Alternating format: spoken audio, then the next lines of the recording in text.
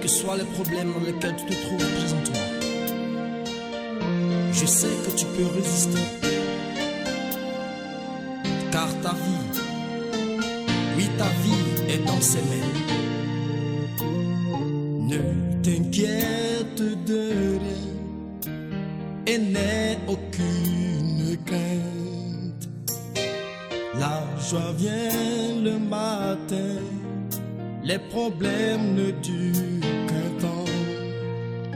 Car il y a un ami nommé Jésus qui essuiera toutes tes larmes. Et si ton cœur est brisé,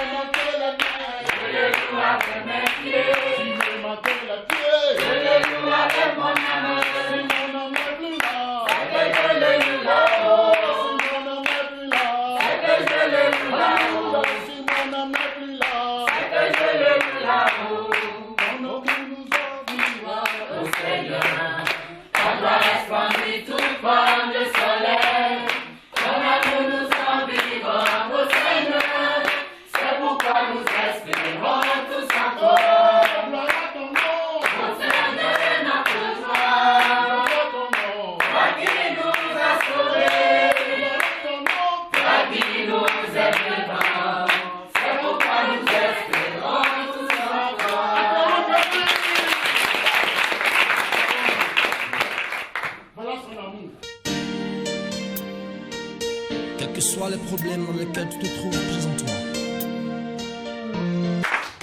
Continuez à acclamer Jésus, car il y a le roi des rois, celui qui est mort à la croix pour nous. Il a versé son sang à la croix pour nous. S'il a permis que tu sois là aujourd'hui, ce n'est pas en vain. C'est parce qu'il a quelque chose de spécial à te dire. Donc ne sois pas dans la distraction.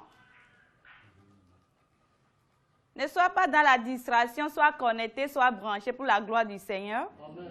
Je m'appelle Shekina Kofi. Je viens d'une famille de 9 enfants du côté de mon père et 7 enfants du côté de ma mère.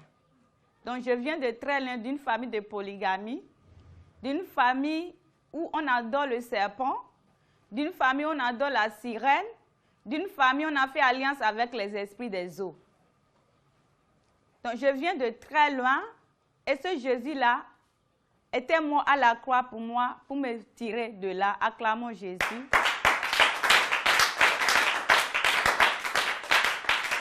Éternel Dieu de gloire, je te bénis, je te glorifie pour ce moment, Papa Yahweh.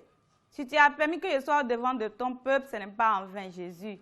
C'est parce que tu avais fait ce programme, tu avais planifié ce jour. Exemple laquelle, Seigneur Jésus, quand l'ennemi Satan n'est jamais content de tes enfants, là où il y a tes enfants, il glisse aussi les siens. Mais tu m'as rassuré dans ta parole, dans Luc 10, verset 19. Je vous ai donné le pouvoir de marcher sur les serpents, sur les scorpions et sur toute puissance de l'ennemi et que rien ne pourra vous nuire. Raison pour laquelle, à la lumière de cette parole, je m'avais délogé tout homme fort, femme forte, enfant fort, vieillard fort, quelles que soient les missions en ce lieu, quelles que soient les antennes, les radars qu'ils ont placés dans les coins. Je m'avais les briser, les frapper de panne et irréparable. Et c'est là au nom de Jésus. Toi, envoyé du diable, envoyé des ténèbres, provenant des eaux, quelle que soit ta mission, j'arrête ta mission. Je te dépouille de ton pouvoir, de ton autorité. Et je m'en vais les détruire. Et c'est là au nom de Jésus.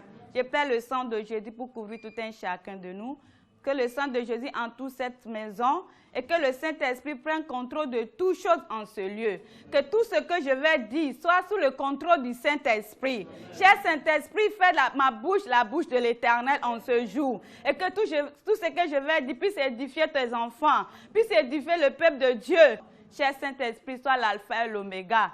Continue avec nous et termine avec nous. Et c'est là au nom de Jésus. Acclamons Jésus. Je disais tantôt que je venais d'une famille de 9 enfants du côté de mon père et de 7 enfants du côté de ma mère. Une famille qui ne connaît pas Dieu, une famille qui ne sait même pas invoquer le nom de Jésus. Mais en ce jour, il a permis que je sorte devant de vous pour invoquer le nom de Jésus. Et quand ma maman était tombée enceinte, mon papa et ma mère se trouvaient dans un village. Donc ma maman était tombée enceinte, les problèmes ont commencé. C'est ainsi, mon papa il est douanier, il a été affecté à une autre commune. Donc ma maman est restée seule avec la grossesse. Je suis née sans père et ma maman va me déposer chez ma grand-mère. Donc j'ai grandi avec ma grand-mère. À l'âge de 5 ans, 6 ans, l'âge que les enfants veulent aller à l'école, je demande que je vais aller à l'école. Il n'y avait personne pour me mettre à l'école. Donc j'étais là, je pleurais chaque rentrée scolaire. Je vais aller à l'école comme tout le monde. Il n'y avait pas moyen d'y aller. Donc l'acte de naissance, il n'y en avait pas. Parce que personne ne connaissait mon père. Même ma maman aussi avait oublié le nom de mon père. Elle a oublié qu'un enfant devait avoir une acte de naissance. Jusqu'à ce que j'ai eu l'acte de 13 ans, 14 ans, j'ai dit à ma mère, à chaque fois que je demande d'après mon père, ma maman va me dire, je vais le retrouver. Mes tantes, mes oncles m'incitaient, enfant bâtard, me traitaient d'enfant bâtard, va voir ton père dans la forêt là-bas, tu es enfant sans père. Donc j'ai grandi comme ça dans l'amertume, dans les blessures intérieures. Il n'y avait pas l'amour, je n'ai pas grandi avec l'amour, mes bien-aimés dans le Seigneur. Et c'est ainsi, j'ai dit à ma mère, cherche mon père, je suis fatiguée de cette histoire. Un enfant a toujours une mère et un père. Comment se fait-il que moi je n'ai pas un père jusqu'à présent? Donc c'est ainsi, bien avant ça, on va m'amener chez les gens, j'ai fait la domestique. L'argent là, je ne prenais même pas, je ne touchais pas. Ce sont ma famille là qui prenait mes oncles, qui prenaient l'argent. Je travaille la domestique, on va me frapper de tout coup, tout ça. Donc les travaux difficiles, les bagages, tout ça, je le faisais. Je n'avais même pas les cheveux au milieu, si tout était parti à cause de la souffrance, de l'esclavagisme. Donc j'ai grandi. Je vais dire à ma mère, je veux mon père, je dois le connaître, je suis fatiguée de cette histoire. Je dois aller à l'école comme tout le monde. Voilà que je vais à l'école, on me chasse, que je n'ai pas l'âge de naissance. Donc j'ai dit à ma mère, je dois connaître mon père. Je dérangeais ma grand-mère avec qui j'avais grandi, que je dois connaître mon père. Je suis fatiguée de cette histoire. C'est ainsi ma maman va retrouver une maman qui va dire, j'ai retrouvé le père de ton enfant, tu me donnes 5 000. Là, si tu ne le trouves pas, tu reviendras chercher tes 5 000. C'est ainsi, ma maman va aller et elle a retrouvé mon père. Acclamons Jésus. Elle va rencontrer mon père. Mon père ne se rappelait plus de ma mère. C'est là ma maman va dire, mais c'est Marie, la mère de ton enfant, Reine. En ce moment, je m'appelais Reine. On m'avait donné un nom Reine. Donc, pendant que moi j'étais née, mon papa avait envoyé son petit frère avec un nom, Reine, avec 15 000. Donc, depuis là, je n'ai pas entendu, je n'ai plus vu les traces de mon père, ni des membres de ma famille paternelle. Donc, c'est ainsi, ma maman va rencontrer mon père. Mon papa ne se rappelait plus de mon père. Et c'est ainsi, on avait dit à mon père que Shekin, Reine était mort. La maman aussi était morte. C'est ce que ma maman m'a raconté. Oh, maintenant, la maman a dit non, je vis, ta fille aussi vit. Si ta fille vit, prends l'argent, va chercher la fille. C'est là ma maman va venir. Ah, j'ai rencontré ton père, machin. On ne croyait même pas. Donc, c'est ainsi, on va venir chez papa. Papa va m'embrasser. Papa va me présenter sa femme et ses enfants. Donc, j'étais dans la joie de retrouver ma famille paternelle. C'est ainsi que je vais rester chez la femme de mon père. Chez la femme de mon père, comme j'étais déjà habituée à l'esclavagisme, je lavais les habits de mes frères et sœurs. Je faisais les travaux difficiles, des travaux domestiques. Donc, la rentrée va commencer, je vais aller à l'école, il n'y avait pas moyen, j'ai déjà grandi à 14 ans, je vais commencer quelques classes.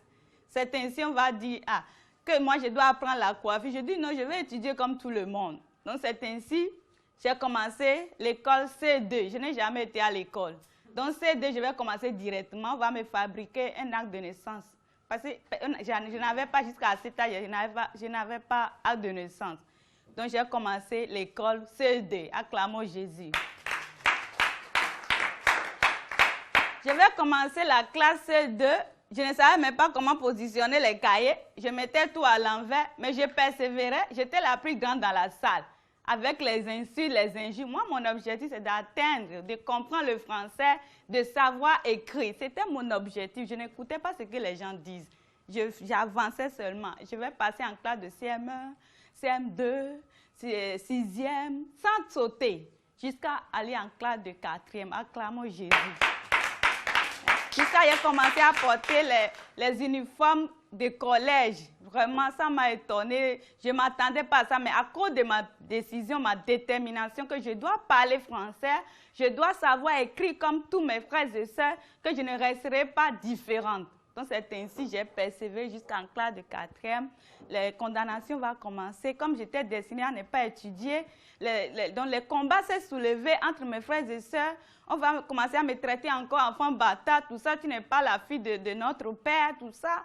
Donc, j'étais dépassée. C'est là que j'ai fui mon père. Je suis partie maintenant de me lancer dans une vie de prostitution, dans l'impudicité, dans les cigarettes, dans la drogue. Donc, une vie très sale, la boîte de nuit, les fétichismes. J'ai commencé à toucher des choses. Donc, bien avant ça, chez mon père, je sortais déjà avec les garçons à l'âge de 17 ans. C'est là qu'on va commencer à me donner les fétiches, à mettre dans le cesse, pour séduire les hommes, pour envoûter les maris d'autrui, pour détruire le foyer d'autrui. Donc, j'avais grandi avec la semence là. Quand j'ai quitté mon père, cela m'a maintenant poussé dans la prostitution. Donc, j'ai commencé à me prostituer, coucher avec les hommes en désordre. Donc, des choses abominables, des choses qui ne glorifiaient pas Dieu, donc j'étais dedans. Les boîtes de nuit, on peut aller, on peut quitter à midi. On peut aller à partir de minuit. Disons, on sort déjà de la maison à 18h. Dans les cybercafés, on va montrer le sexe au cyber. On va faire jouir les gens à l'extérieur qu'on ne connaît pas. Tu vas au cyber dans un coin, tu écartes les cuisses, tu montres les seins. L'homme qui ne te connaît pas, tu ne le connais pas. Par caméra, il va jouir là-bas. Donc, des choses abominables. On finit ça à minuit, on va en boîte de nuit. En boîte de nuit, on va se saouler la gueule, on va prendre le champagne, le whisky, la cigarette, la drogue, tout ça dans la vie sale. Les striptease, là, dans les boîtes de nuit, il y a un poteau au milieu des boîtes de nuit. Tu montes sur les poteaux, tu tournes. Donc, le temple de Dieu, ton corps qui est le temple de Dieu, je commence à tourner ce corps-là pour Satan, pour les sirènes. Donc, le diable m'avait détruit, le diable m'avait vraiment utilisé. Donc, dans la sorcellerie, j'étais dedans. Dans les eaux, j'étais dedans. Dans la description, détruire les autres, j'étais dedans. Donc, je sortais avec les blancs. Ma vie, c'était avec les blancs, l'alcool, tout. Donc, je vais tomber sur un blanc. C'est là que j'ai dit, maintenant, je ne veux plus cette vie-là, que je vais être mariée. Je vais être mariée, les condamnations ont commencé. On a fait 3 ans.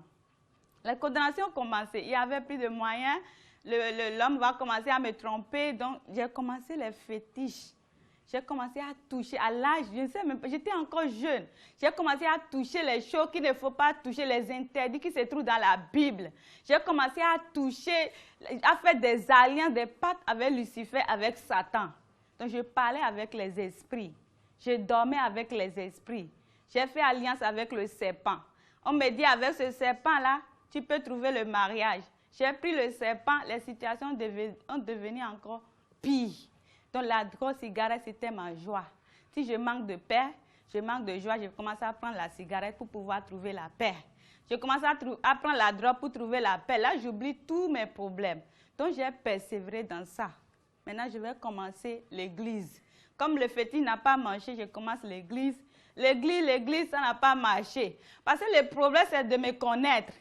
Le problème, c'est de savoir qui est Jésus, qui suis-je et qu'est-ce que Jésus veut faire de moi. Donc, j'étais dans les ténèbres, je cherchais seulement la solution. Je voulais escroquer Jésus sans demander pardon à Dieu. Je voulais que Dieu me donne mariage avec tout ce qui était en moi. Donc, j'ai persévéré comme ça. J'ai commencé l'église zéro, rien n'a marché. Maintenant, j'ai commencé, même quand je vais transporter les croix, je vais transporter Marie, mettre des francs communion, j'ai tout pris. Zéro, rien n'a marché. Maintenant, Dieu a fait grâce. Je vais connaître le ministère chrétien du combat spirituel. Je vais rentrer à la JCC. Acclamons Jésus pour ça. Gloire à Jésus. Donc, je suis rentrée à la JCC. Je ne sais pas si parmi nous, vous connaissez la JCC, le ministère chrétien du combat spirituel. Donc, je suis rentrée dans ce ministère. J'ai commencé à écouter la parole de Dieu. On me disait, il faut que tu cherches la délivrance. Il faut que tu te détaches de ces esprits avec qui tu étais lié. Il faut que tu te connaisses. Il faut que tu renonces à la sorcellerie qui est en toi. Il faut que tu brises les liens de ta famille, les liens de la malédiction, les liens de la coutume. Tu commences à briser ça. Moi, je disais à Dieu, moi, je suis venue chercher les mariages. Tu me fais marier avec ce blanc, je vais obéir à tout ce que tu me dis. Dieu me dit, je ne suis pas ton garçon de course. Obéis à ma voix d'abord. C'est quand tu vas m'obéir, je vais t'orienter. Qu'est-ce que tu dois faire? Qu'est-ce que tu dois faire?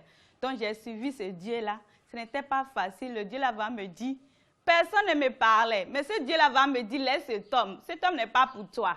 Je vais te prendre en charge. J'ai dit, hey, je vais le laisser. C'est lui qui me nourrit. C'est lui qui fait tout pour moi. Il y a la voiture. Le week-end, on est dans les supermarchés. Grande maison, voiture. Domestique, les gardiens, tout à ma disposition. Madame au salon, café, tout. Maintenant, je vais laisser tout ça. Pourquoi? Donne-la la solution. Là, je vais te suivre dans la paix, dans la joie, te servir. Dieu me dit non, abandonne tout ça d'abord. Je lui ai dit, je ne peux pas, tout sauf ça. Oh, tu dois laisser aussi de faire l'impudicité. J'ai dit, oh, comment je vais laisser? Tu as donné ça pour faire l'impudicité. Maintenant, comment je vais encore laisser ça? Donc, dans la recherche à ce Dieu-là, malgré ça, j'étais toujours dans ce ministère. Je persévérais avec Jésus. Donc, au fur et à mesure, Dieu a commencé à gagner mon cœur. Dieu va me dire de laisser cet homme. J'ai laissé la maison, je vais te prendre en charge. Tu vas me prendre en charge en faisant quoi? Je regarde derrière, je n'ai personne, je n'ai que ce blanc-là. Parce qu'il a un peu d'argent, donc je me débrouillais avec lui. Je disais, je ne voulais plus cette vie-là. Dieu me dit de laisser cet homme. J'ai dit à Dieu, de moi, mais je ne peux rien. De m'aider à le laisser. C'est ainsi, par sa grâce, par sa miséricorde, j'ai pu laisser ce blanc. Acclamons Jésus. Je vais laisser ce blanc, il va me dire de me séparer de tout ce qu'il m'a acheté, les habits, les chaussures, tous ces cadeaux-là. Si je garde encore, c'est comme si je suis encore avec lui, c'est comme point de contact, les points de repère par lesquels le Satan va encore me récupérer. Donc je vais laisser tous les habits, je vais brûler les habits, je vais brûler beaucoup de choses. Je n'ai plus d'habits, je n'ai plus de chaussures. Même à manger, j'ai commencé le désert avec Jésus. Bien aimé dans le ciel, le désert c'est obligé. Dans la Bible, Joseph a passé le désert 13 ans. Moïse a passé le désert. Donc, Jacob, désert. Donc, Dieu nous visite dans le désert. Donc, dans le désert, là, je cherchais Dieu. Je parlais avec Dieu. Je comprenais le langage de Dieu. Je n'écoutais pas les amis qui me disaient, toi, c'est quel Jésus, ça? Quel Jésus on accepte, on devient sale, on devient noir, on devient maigre. Donc, la voix me disait, n'écoute pas ces gens-là. La Bible dit les choses qui sont intérieures se renouvellent. Maintenant, l'extérieur doit se détruire d'abord. C'est en ce moment que je vais te renouveler extérieurement. Mais l'intérieur doit être restauré, renouvelé. Tu dois chercher ta délivrance, donc la repentance. Là où on prie, au ministère chrétien du combat spirituel, c'est la repentance. Tu reconnais ce que tu as fait, les fautes que tu as commises, tout ce que tu as touché. La Bible dit, reconnais seulement tes iniquités. Reconnais seulement, donc je pleurais devant Dieu les avortements que j'ai faits. J'ai tué les gens, même spirituellement. Physiquement, tu vois que tu n'es pas sorcier. Ce n'est pas seulement voler la nuit qui est sorcellerie, non. Ton esprit, quand il dort la nuit, il fait quoi? Donc, pendant que moi, je dors la nuit, je coupe les viandes, c'était les gens que je coupais. Donc, j'ai tué plus de 500 personnes que Dieu m'a dit à l'oreille. Tu as tué plus de enfants en plus. Ah, 500 enfants. Il m'a traduit ça. J'ai commencé la repentance. Seigneur, je suis sorcière. Je suis sorcière, j'ai tué des âmes. Pardonne-moi. Je pleurais amèrement devant Dieu. J'ai reconnu mes fautes. C'est alors Dieu va commencer à me donner les promesses après la repentance. Il dit, maintenant tu as compris. Je serai avec toi. Je ne t'abandonnerai pas. Je vais t'habiller. Je vais te vêtir. Je vais te prendre en charge. Alléluia. Que Dieu est fidèle. Mais bien aimé, ce Dieu est fidèle. Je n'écoutais plus les amis. Les amis du monde, j'ai abandonné. Les causeries du monde. Les paroles vaines, j'ai abandonné. Je me suis lancée dans la sanctification totale, dans l'obéissance, dans l'humilité, brisement total pour ce Dieu-là. Mais ce Dieu-là ne m'a pas abandonné. Dieu va commencer à me visiter après 2 ans de désert. Sans chaussures, des fois je marchais, je n'ai plus personne. Je dormais en repas de maison. J'étais dans la rue avec mon Jésus. Jésus ne m'a pas abandonné parce qu'il a dit le juste ne mourra jamais de faim. Donc Jésus était à mon côté, il me nourrissait spirituellement. Physiquement, je ne mangeais pas, mais spirituellement, il me nourrissait de sa parole. Acclamons Jésus. Donc c'est ainsi, je vais dire à Dieu, tu es un Dieu véritable. Je n'aime pas de papier, je n'aime pas d'acte de naissance. Voilà le faux qu'on m'a donné.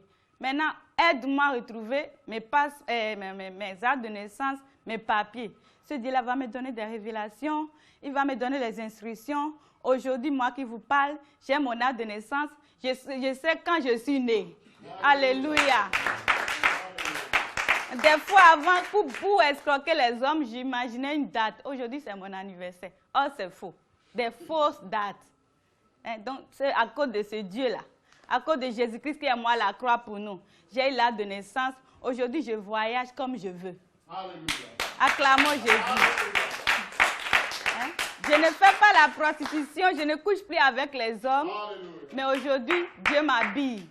Il me vêt. Il a dit, si je revais les herbes des champs, les fourmis qui ne travaillent pas mangent. À plus forte raison, toi que j'ai créé à mon image. Alléluia. Donc aujourd'hui, Jésus m'a pris en charge, mes bien-aimés. Il m'a pris en charge. Avant, j'étais mince comme ça, à cause de la drogue et cigarette. Mais aujourd'hui, il a donné la forme à son temple. Parce que la Bible dit, mon corps est le temple du Saint-Esprit. Donc, il a donné la forme, la couleur qu'il veut. Avant, moi, j'étais blanche. Je mettais les produits, j'étais très blanche. Donc, quand j'ai rencontré ce Dieu, j'étais devenue noire. C'est maintenant, ça ne fait pas 2 ans, papa est témoin. Dieu a commencé à donner la teinture. Il a donné la teinture, il a donné la forme. Comment s'habiller? Moi qui m'habillais en culotte, les seins dehors, des fois, même à la piscine, les seins dehors, tout dehors.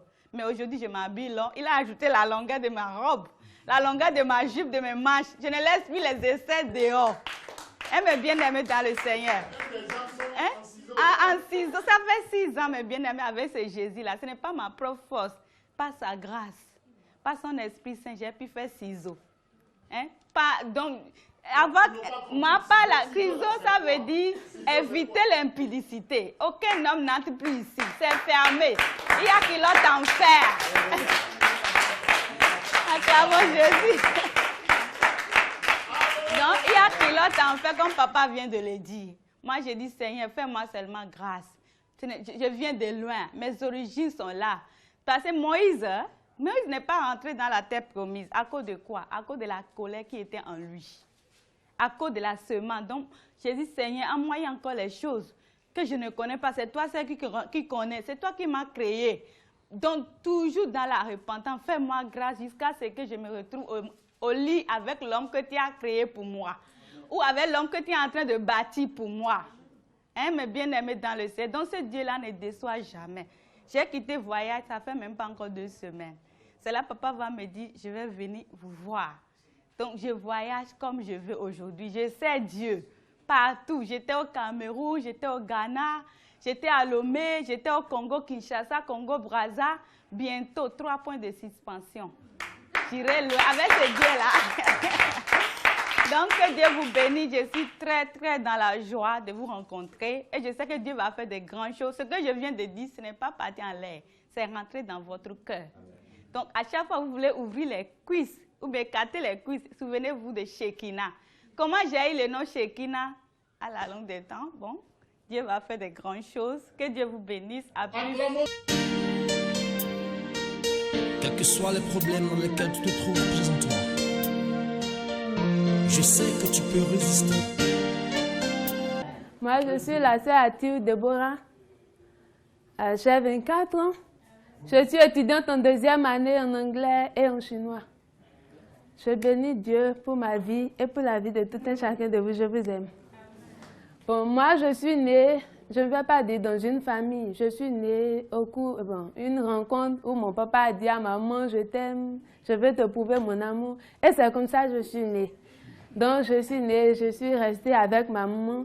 Sans père, j'étais un enfant né malade. J'étais très malade lorsque j'étais bébé, donc ma maman était là. Tout le temps, on allait dans les couvents pour que je puisse vivre. Et puis, à l'âge de 4 ans, comme Dieu a un plan pour nous, avant que nous ne soyons formés dans le ventre de nos mamans, Satan aussi a un plan pour nous, avant que nous ne soyons formés, et il nous guette. Donc, à l'âge de 4 ans, 5 ans, il a mis devant moi une fille nigériane qui, lorsque ma maman sortait, elle allait au champ ou au marché, elle nous amenait dans la chambre et elle nous apprenait à nous masturber. On la masturbait d'abord elle et ensuite nous nous masturbions nous, des petites filles à l'intérieur. Pour nos parents, c'est qu'elle nous lavait, elle préparait, elle faisait tout dehors et tout le monde savait qu'on mangeait avec elle, on était propre avec elle. Mais à l'intérieur, elle nous formait pour l'enfer, petit à petit, petit à petit. Et elle a fini son séjour à Glasgow. C'est à Glasgow que je suis née, c'est là que j'étais restée. Elle a fini son séjour là avec ses parents, elle est partie au Nigeria. Donc moi, j'avais déjà pris goût à la masturbation. J'avais déjà pris goût au sexe. Et quand elle était partie, j'ai continué maintenant. Ce que certains appellent jeu d'enfant avec mes cousins, avec les petits garçons du quartier. Mais pour Satan, il n'y a pas de jeu. Il fait tout, il marque tout dans son agenda. Et ce n'était pas un jeu d'enfant, c'était du sérieux. Et à l'âge de 10 ans, j'ai quitté au village, je passais dans le temps en classe de CME. Je n'avais pas aussi date de naissance. J'avais commencé l'école comme ça, quand le directeur allait venir, je devais sortir, aller rester derrière la porte avant qu'on ne finisse les appels. Quand il sort, je revenais en salle. C'est comme ça que je suis passée en classe de CME et je suis venue à Cotonou en 2000.